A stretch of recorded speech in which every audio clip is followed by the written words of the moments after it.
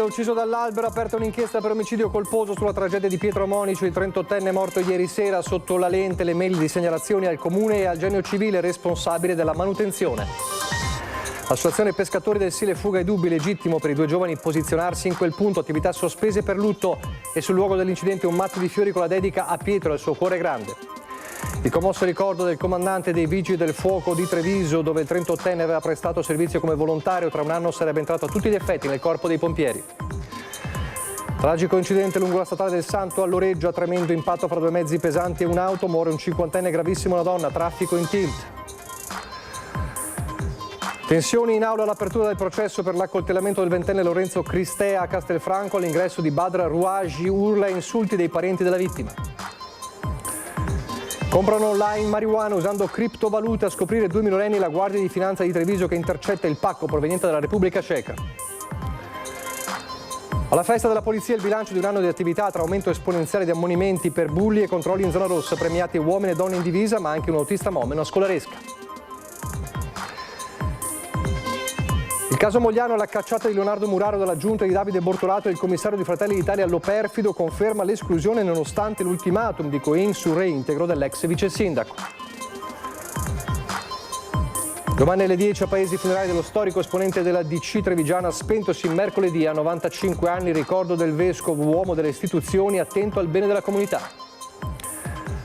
Dopo il successo delle 2 stagioni di Una buona giornata, il duo Igor Barbato e Davide Stefanato torna in prima serata su Antenna 3. L'appuntamento da stasera ogni venerdì alle 20:15, in replica il sabato alle 20:50, la domenica alle 13:35.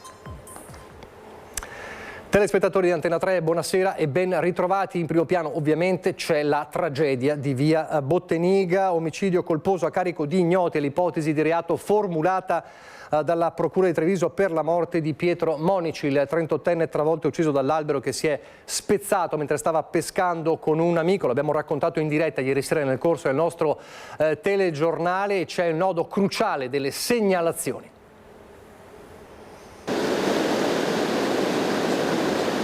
È il giorno del dolore ma anche della rabbia. In via Botteniga, un via vai silenzioso di familiari e amici, ma anche semplici cittadini che hanno voluto portare un mazzo di fiori. Non è giusto venire a pesca e morire sotto un albero, cioè è agghiacciante, è terrificante.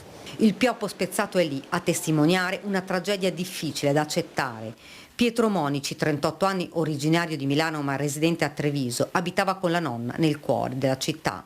La procura ha aperto un fascicolo per omicidio colposo a carico di ignoti. Sul corpo della vittima è stato disposto l'esame autoptico che dovrà chiarire le cause esatte del decesso. Saranno disposte verifiche documentali e testimoniali per accertare eventuali responsabilità in merito alla manutenzione della pianta. L'albero che ha travolto la vittima e che si trova in un'area di pertinenza del genio civile era marcio, ma soprattutto era stato segnalato più volte dai cittadini.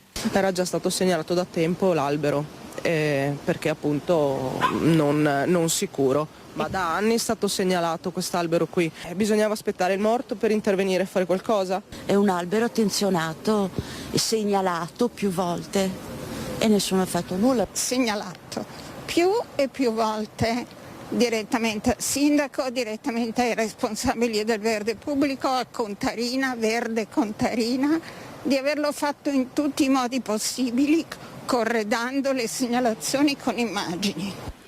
Il comune, a cui erano arrivate le segnalazioni dei residenti, le aveva a sua volta inoltrate al genio civile. Abbiamo trovato la mail in entrata, stiamo cercando la mail in uscita perché ha cambiato il sistema informatico e quindi ci vuole un po' di più tempo, però insomma è stato fatto.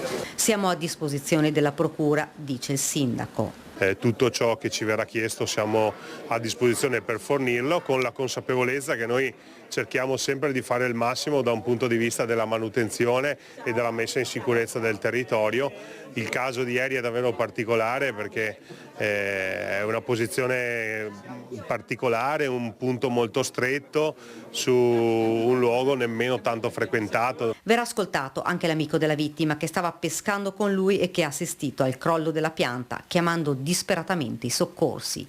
Pietro è stato travolto dall'albero che non gli ha lasciato scampo. Sì, abbiamo sentito un botto tremendo, ballava il pavimento, cioè ha proprio fatto la scossa e l'albero insomma È stato sfortunato, povero ragazzo. Anna abbassa lo sguardo, negli occhi ancora le immagini terribili di una tragedia che forse poteva essere evitata. Intanto l'associazione pescatori del Sile, della quale faceva parte Pietro Monici, fuga i dubbi, legittimo per i due giovani posizionarsi in quel punto, le attività sono state sospese per lutto. La famiglia si è chiusa in un silenzio colmo di dolore, accanto gli amici di Pietro che stanno cercando di stare vicino anche ad Alberto, sopravvissuto per miracolo al crollo dell'albero. Don Oscar, parroco di Sant'Antonino e Casier, parla di Pietro che conosceva da anni, lo ricorda come una persona solare, amante della vita. Anche lui in via Botteniga dopo la tragedia. Un caro ragazzo, un bravo ragazzo, si era avvicinato alla fede anche in maniera significativa. Tante passioni e sogni. Pietro amava lo sport e si era avvicinato anche alla squadra di pallanuoto, ma per diversi anni aveva giocato al rugby, prima nella squadra Valpolicella nel Veronese, poi anche a Villorba. E poi la pesca, sua passione da sempre, faceva parte dell'associazione pescatori del Sile. Molti dei colleghi che pescano con noi lo conoscevano e mi hanno detto tutti quanti, perché stamattina sono stato chiamato da molti di loro. Ed era un ragazzo d'oro, un ragazzo splendido, disponibile con gli altri, un bravo ragazzo, era tra l'altro attivo nel volontariato, una persona davvero speciale. Il presidente ha raggiunto il posto della tragedia ed ha spiegato senza mezzi termini che Pietro ed Alberto potevano pescare lungo l'argine. Le rive dei corsi d'acqua sono del demanio e quindi non sono private di qualcuno. Il demanio è a disposizione, i corsi d'acqua hanno le rive che addirittura non possono essere precluse. Qualcuno in qualche situazione, quando ha l'abitazione, la casa, il giardino che confina, mette uno sbarramento, ma è legittimo quello sbarramento. Quindi Pietro poteva scavalcare, poteva andare sulla riva per poter pescare? Certamente, certamente. Pietro aveva deciso di passare qualche ora in via Botteniga con il suo amico, pescando come faceva spesso, un momento di gioia e di svago che si è trasformato in una tragedia, quell'albero che si è spezzato all'improvviso travolgendo tutto e cancellando in un attimo tutti i sogni. E poi la passione per servire gli altri, per aiutare gli altri. Come volontario dei Vigili del Fuoco, tra un anno sarebbe entrato a tutti gli effetti nel corpo dei pompieri il ricordo del comandante dei Vigili del Fuoco di Treviso. Un ragazzo, come me l'hanno descritto, dal cuore d'oro. Tutti quanti mi continuano a parlare di un ragazzo sorridente, una persona piena, una personalità poliedrica, con tante passioni e purtroppo è stato vittima proprio di una di queste sue passioni. Le tante passioni, la generosità, il suo altruismo al punto da voler trasformare l'impegno verso gli altri in un lavoro. Pietro Monici viene ricordato così dai colleghi del comando dei Vigili del Fuoco di Treviso, dove aveva iniziato dal 2015 a prestare servizio. Ha prestato servizio nel comando di Treviso in modalità discontinua e che era in attesa della procedura di completamento della stabilizzazione per diventare vigile del fuoco a tempo indeterminato. Fino a qualche anno fa aveva operato a tempo determinato sia nella sede centrale di via Santa Barbara sia nei distaccamenti di Mota di Livenza e Conegliano, affiancando per periodi di una ventina di giorni colleghi permanenti, operando con loro a tutti gli effetti. Originario di Milano, Monici era iscritto all'albo dei pompieri dal 2011. A breve avrebbe dovuto frequentare il corso di formazione per allievi vigili del fuoco presso le scuole centrali antincendi di Roma. Con ogni probabilità nel giro di un anno sarebbe stato stabilizzato. Ancora la cronaca, il tremendo schianto che ha mandato in tilt per il pomeriggio la statale del Santo tra Resana e Loreggia. Il bilancio è tragico. Grave incidente nel pomeriggio lungo la strada statale 308 a Loreggia, al confine con Resana. Per cause ancora in corso di accertamento, intorno alle 14 si sono scontrati frontalmente un furgone adibito al trasporto alimentare della società agricola del Santo di Loreggia e un autocarro che trasportava materiale in alluminio. Nell'impatto è rimasta coinvolta anche un'auto. Ad avere la peggio è stato l'autista dell'autocarro, un cinquantenne di Due Ville. Rimasto incastrato nell'abitacolo, è stato estratto dalle lamiere dai vigili del fuoco di Castelfranco Veneto, ma il medico del 118 non ha potuto far altro che constatarne il decesso. Ferita la conducente del furgone per il trasporto alimentare, dopo essere stata stabilizzata sul posto, è stata trasportata al Cafoncello di Treviso. La donna alla guida dell'auto coinvolta è stata invece trasportata in ospedale in ambulanza. La strada è stata chiusa in entrambi i sensi di marcia tra Resane e Campo San Piero, con pesanti ripercussioni sul traffico. Sul posto la polizia locale per i rilievi e i carabinieri per la gestione della viabilità. La cronaca giudiziaria, l'omicidio, lo ricorderete, di Lorenzo Cristea. Parliamo dell'omicidio fuori dalla discoteca Baita al Lago a Castelfranco. In aula momenti di forte tensione oggi. C'è stato un po' di subuglio quando è entrato in tribunale, perché i congiunti delle persone ferite, diciamo così, o piuttosto che delle vittime hanno avuto qualche parola di troppo, ma lui è stato bravo a non rispondere ad alcuna provocazione, come è giusto che fosse. È iniziata in un clima teso l'udienza preliminare per l'omicidio di Lorenzo Cristea, il ventenne di Tre Baseleghe, accoltellato a morte il 4 maggio scorso, poco lontano dalla discoteca La Baita al Lago. Quando è entrato Badr Rouaji, il ventenne di origine marocchina, agli arresti domiciliari dal 27 marzo, accusato di concorso morale in omicidio e tentato omicidio, è stato raggiunto da insulti da parte dei parenti della vittima e dei suoi amici. Sei un assassino, gli hanno urlato. In aula, oltre al ventenne, anche il connazionale Taha Bennani, 22enne, in carcere con la stessa accusa. Presenti anche i ragazzi che devono rispondere di rissa aggravata.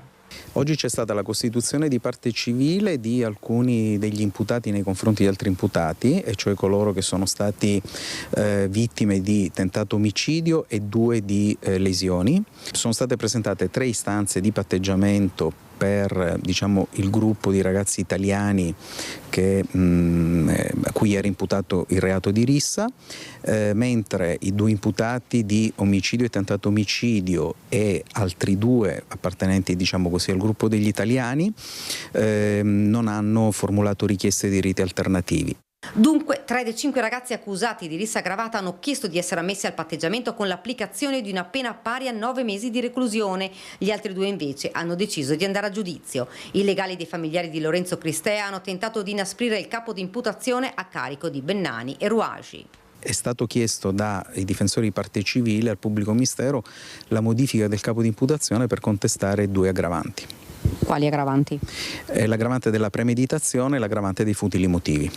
Il pubblico ministero non ha ritenuto di modificare il capo imputazione. Adesso cosa succederà? Adesso ha concluso il pubblico ministero chiedendo il rinvio a giudizio per coloro che non hanno presentato istanze di patteggiamento. Per quanto riguarda le discussioni delle posizioni più gravi degli imputati per omicidio e tentato omicidio, ci sarà un rinvio per la discussione a martedì prossimo.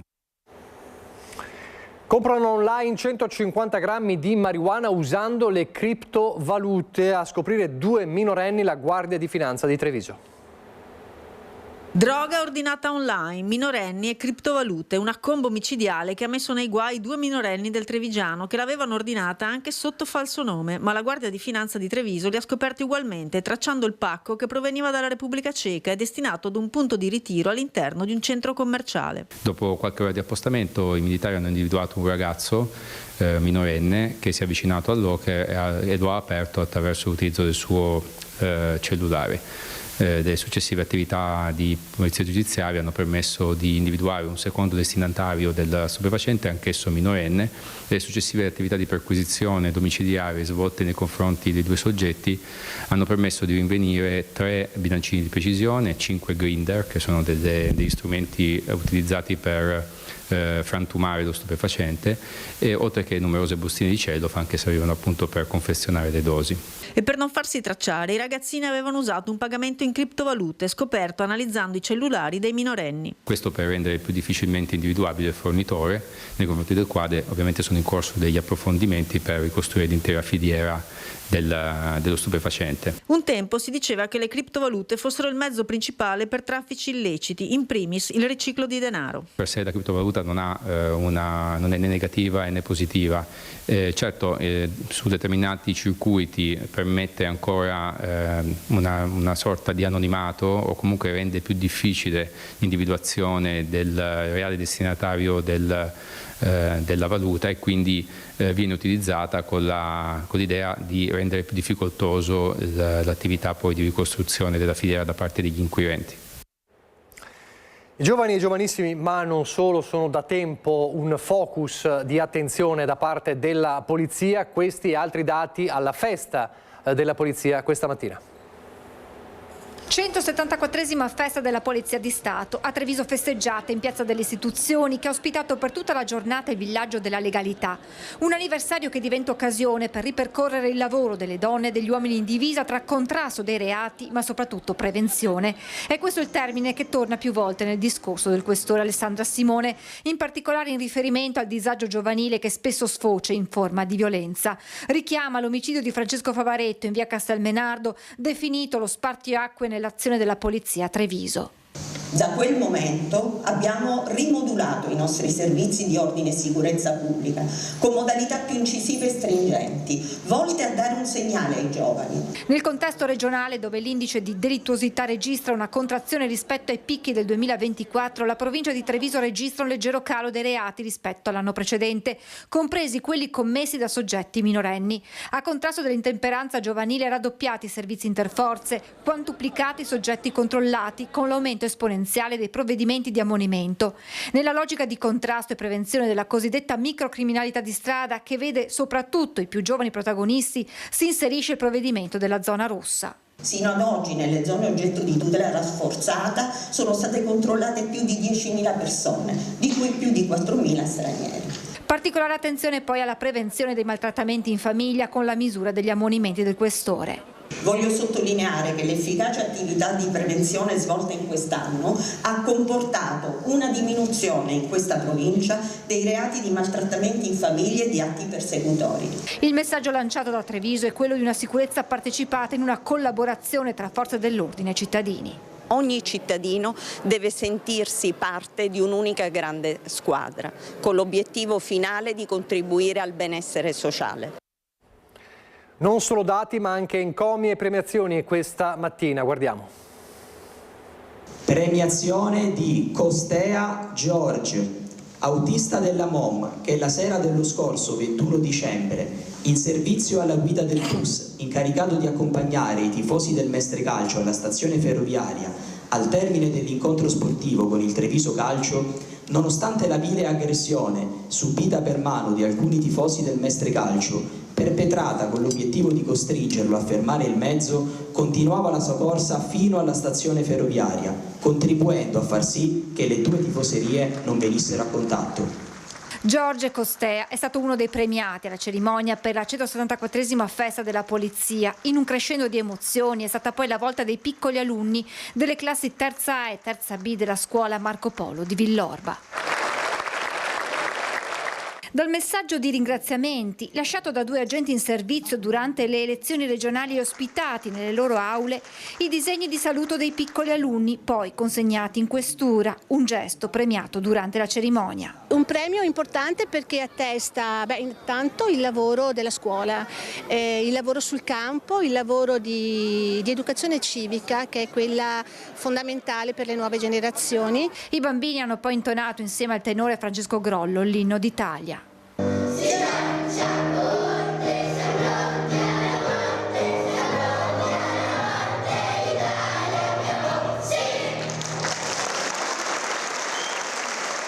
Nel corso della mattinata la consegna poi dei premi e dei riconoscimenti al personale della polizia, distintosi per meriti in servizio.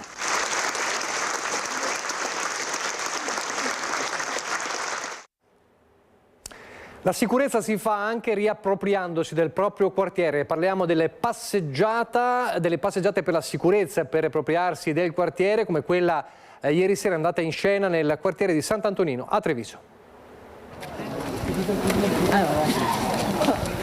e abbiamo deciso di fare questa passeggiata per riprenderci gli spazi, perché se è vero che richiedere sicurezza, per quanto mi riguarda, è un nostro diritto, è altrettanto vero che riprendersi gli spazi è un dovere di noi cittadini. Un quartiere con alcune difficoltà e una serie di spazi da riconquistare. Nuove telecamere sono anche in arrivo. I cittadini attivi di Sant'Antonino hanno organizzato una passeggiata serale per ricreare quel senso di comunità che si va perdendo e per riaffermare che la sicurezza passa dal non avere paura di tornare ad occupare gli spazi pubblici. Queste non sono ronde, queste sono delle passeggiate di quartiere, come ho appena detto, e nascono per creare un senso di comunità, per ritornare ai valori di una volta che si sono un po' persi e conoscersi un po' meglio tra residenti.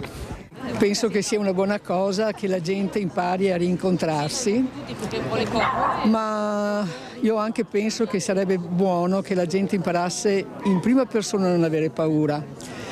Perché è una buona cosa andare in passeggiata tutti assieme, giustamente, però non è che normalmente si possa fare così, però è una buona cosa. Perché è qua questa sera? Ma nella speranza di riuscire a rendere un po' più vivibile questo quartiere ed evitare insomma di doversi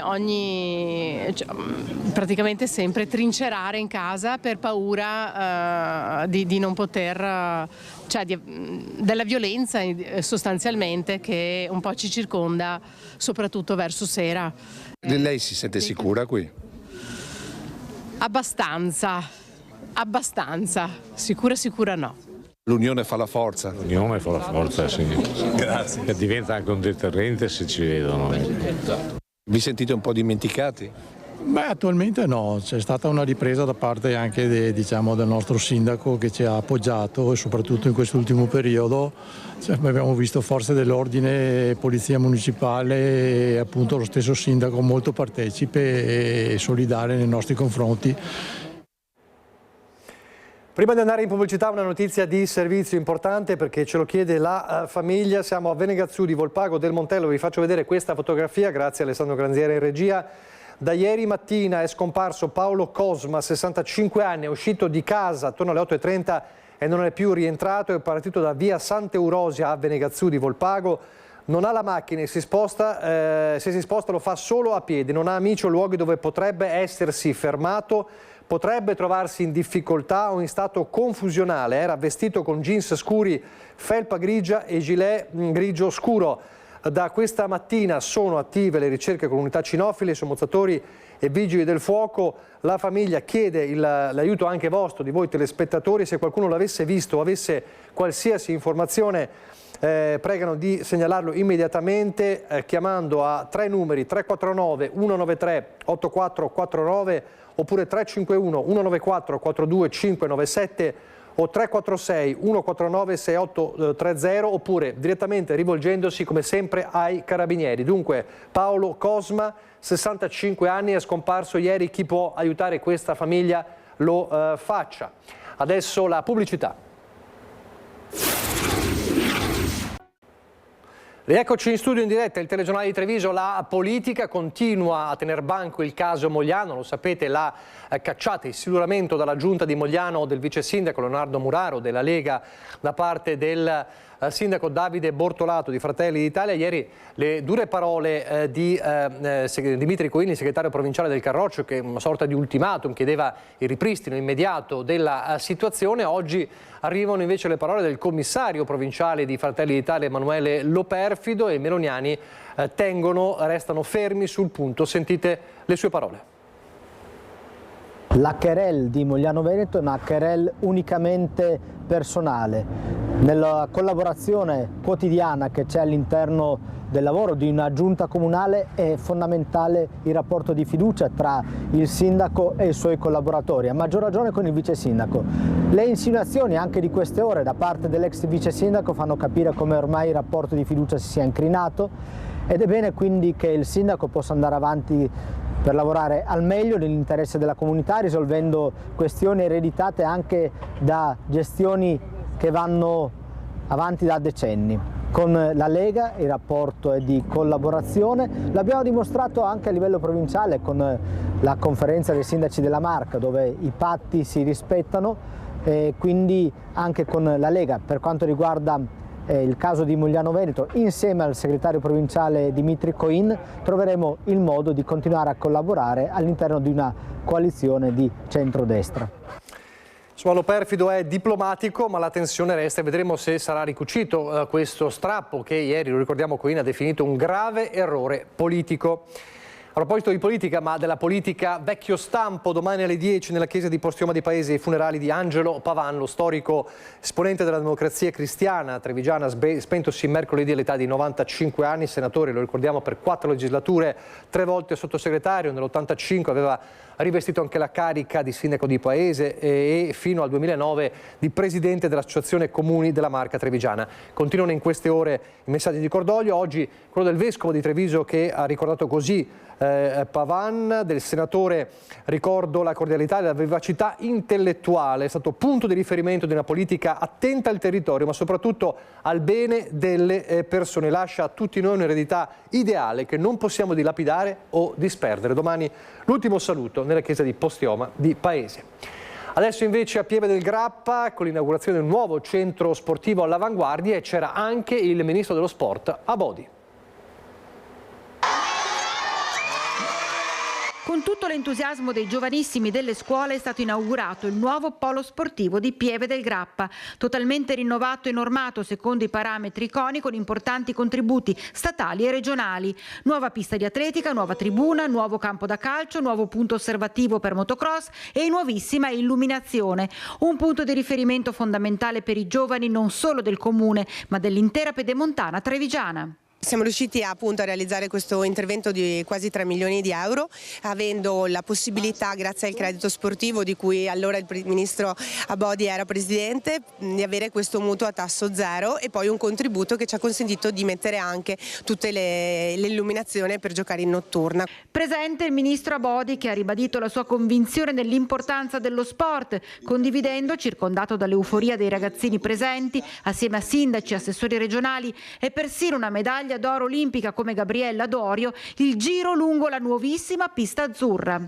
La cosa più bella appunto è immedesimarsi e stare insieme e dimostrare che lo sport riesce un po' a raffreddare tutte le tensioni che la società ci offre e a volte ci costringe a dover subire, perché la cronaca la raccontate anche voi, quanto ci sia bisogno di socialità, di umanità, di semplicità. Abodi, tornato in Veneto dopo le Olimpiadi e Paralimpiadi Milano-Cortina, annuncia importanti progetti sportivi che riguardano la nostra regione. Ci sono tante cose da fare e le abbiamo fatte molte le dovremo ancora fare.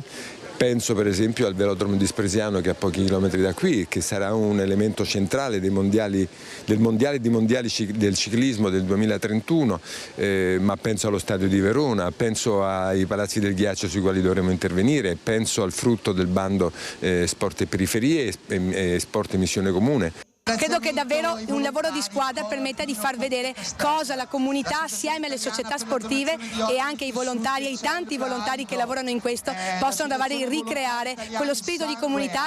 Una speranza per il futuro dei nostri ragazzi, che io dico sempre ai ragazzi dovete sognare in grande, perché è la cosa che vi farà vivere meglio e diventare delle persone più sane.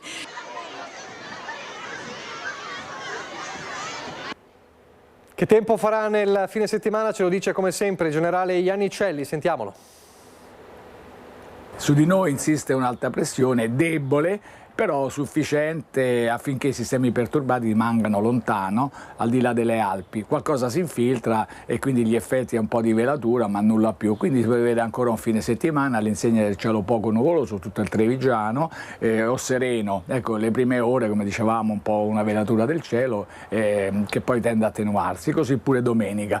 Da lunedì l'alta pressione tenderà di nuovo a calare, quindi passerà un sistema perturbato, quindi tra lunedì e martedì un peggioramento. E martedì potremo avere delle precipitazioni ancora nevose a quote medio-alte. E poi in seguito da mercoledì il tempo si ristabilizza. Per quanto riguarda il vento abbiamo venti deboli di azione variabile, le temperature vanno riaumentando di nuovo, le minime intorno a 9-10 gradi, le massime 20-21 gradi. L'alta Adriatica è previsto poco mosso. È tutto. E noi andiamo nel Bellunese.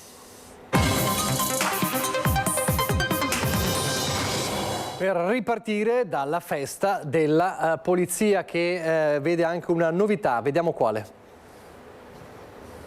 Un monumento in memoria dei caduti della Polizia di Stato mancava a Belluno. 1 anno e mezzo fa l'idea di realizzarne uno si è trasformata in emozioni pure grazie all'ispirazione dello scultore veronese Alessandro Muto, le cui opere sono riconosciute a livello internazionale. La cerimonia di disvelamento del monumento è stata fatta coincidere con l'anniversario di fondazione della Polizia di Stato. Noi il ricordo dei nostri caduti lo facciamo quotidianamente, ma penso che un segno tangibile, un'opera tangibile per noi poliziotti e per l'intera cittadinanza rappresenti tanto, perché deve esprimere quello che è il significato più profondo della nostra attività, della nostra mission, ovvero sia il lavorare al servizio dei cittadini. Il messaggio del monumento è racchiuso in uno scrigno di acciaio in mezzo al quale si staglia la sagoma vuota di un agente di polizia. Queste immagini che si riflettono nel retro del monumento possono essere simbolo di tutti coloro che si sono sacrificati, e può essere che magari io nella mia immaginazione un domani qualche bambino si rifletta dentro e riempia questo vuoto. Un ricordo tangibile per gli appartenenti alla Polizia di Stato e per la cittadinanza. Una statua removibile, immaginando che quanto prima la questura e tutti gli uffici della Polizia di Stato possano trovare degna sistemazione alla Fantuzzi. In prefettura poi il momento ufficiale della festa, che ha toccato livelli di commozione proprio nel ricordo dei caduti. Di quello dell'agente della Polstrada di Treviso Marco Cescato, morto in un terribile incidente sulla Ponte Bana nel 98. Ai suoi familiari è andato il distintivo d'onore della Polizia di Stato. E poi Giordano Coffen, ferito a morte in un agguato nel 91 a Padova, fino alla scomparsa tragica di 2 giorni fa di Werner De Giampietro, 46 anni, del centro di addestramento di Moena, travolto da una valanga a poche settimane dalla conclusione dei servizi olimpici a Cortina. Stringiamoci a corte, ha detto il questore di Belluno, che uno ad uno ha atteso i suoi uomini alla consegna delle benemerenze. Speciale quella attribuita ad una cittadina, Gabriella De Salvador, che con alto senso civico ha collaborato per smascherare e far arrestare 2 truffatori. Infine un fuori programma, un tributo di affetto al vicario Mauro Carisdeo alla oramai prossima vigilia della pensione, per l'impegno nel lavoro e per la sua vicinanza alla città di Belluno. E poi ci sono i dati di un'intensa attività della polizia anche nel bellunese. Partono dal web alcune delle indagini più delicate condotte nell'ultimo anno. La Polizia Postale di Belluno è stata impegnata in operazioni complesse contro i reati informatici e in particolare contro lo sfruttamento dei minori online. Tra gli interventi più gravi, quello che ha portato gli agenti in Alpago per l'arresto di un uomo accusato di abusi e produzione di materiale pedopornografico realizzato ai danni della figlia minorenne e diffuso attraverso i social. Un'indagine dai risvolti raccapriccianti, sviluppata insieme ad altri uffici specializzati, che conferma la crescente pericolosità dei crimini digitali. Accanto al fronte online resta centrale l'attività sul territorio. La squadra mobile ha portato a termine importanti operazioni antidroga, tra cui l'arresto di un giovane trovato in possesso di 1 chilo di cocaina, oltre a indagini su truffe ai danni di anziani, concluse con l'individuazione dei responsabili e il recupero della refurtiva. Forte anche l'impegno contro la violenza di genere, arresti per stalking e interventi a tutela delle vittime, spesso costrette a modificare le proprie abitudini di vita a causa delle persecuzioni. Numerosi gli interventi delle volanti tra furti, rapine, inseguimenti e arresti in flagranza. Episodi che raccontano un'attività quotidiana intensa, fatta di controlli, prevenzione e risposta immediata alle emergenze, senza scordare l'impegno mastodontico richiesto per l'Olimpiade invernale. Sapevo di aver chiesto tanto, mi hanno sorpreso perché mi hanno dato di più. Anche più di quello che potevano dare, secondo me. Ripeto, le Olimpiadi hanno prosciugato energie durante quest'anno, ma loro sono impegnati ugualmente per quello che è la mission principale, cioè la tutela dei cittadini e il mantenimento dell'ordine e della sicurezza. L'obiettivo resta quello di garantire sicurezza e presenza costante sul territorio, anche per frenare l'avanzata della criminalità minorile. Dobbiamo stare attenti, c'era stato un fatto grave commesso da 2 minorenni a Longarone, di una rapina. Tra l'altro quello che percepisco è la mancanza da parte loro della consapevolezza delle conseguenze conseguenze delle azioni che pongono in essere, e si tratta di veri e propri reati gravi che avranno delle ripercussioni importanti sulla vita di adesso ma anche sul futuro. La ricetta ideale prevede anche in questo ambito il lavoro in rete fra le istituzioni, la scuola, le famiglie soprattutto e gli stessi giovani. Bisogna da una parte parlarci, da una parte ascoltarli, però qualche segnale anche di indirizzo forte secondo me bisogna darlo in questo momento. Ladri ancora in azione a Mellame di Arsiè, caduto ieri mattina tra le 8 e le 9 in un'abitazione in via Colperere. Il proprietario era uscito per andare al mercato, la moglie ancora in casa in camera da letto. I malviventi sono riusciti a entrare forzando la porta d'ingresso principale della casa, della quale sono spariti orologi, profumi e una borsetta di marca. Notizia che si è diffusa in poche ore e ha suscitato paura e sconforto tra i residenti che da tempo chiedono a gran voce più controllo e videosorveglianza. Furto denunciato ai carabinieri che adesso indagano. Poi c'è il lavoro, l'Edin Bosch comunicata, importante questa notizia, l'esistenza di una formale richiesta di acquisto per lo stabilimento di Quero. Nell'incontro odierno la direzione aziendale ha reso noto che l'azionista di maggioranza ha espresso parere favorevole alla proposta, pur non essendo ancora giunti alla firma definitiva dell'accordo. In rappresentanza dei lavoratori, FIM e FIOM hanno riconosciuto il lavoro svolto fino a questo momento da tutte le parti coinvolte. Lunedì prossimo si terranno le assemblee con le lavoratrici e i lavoratori per illustrare la situazione.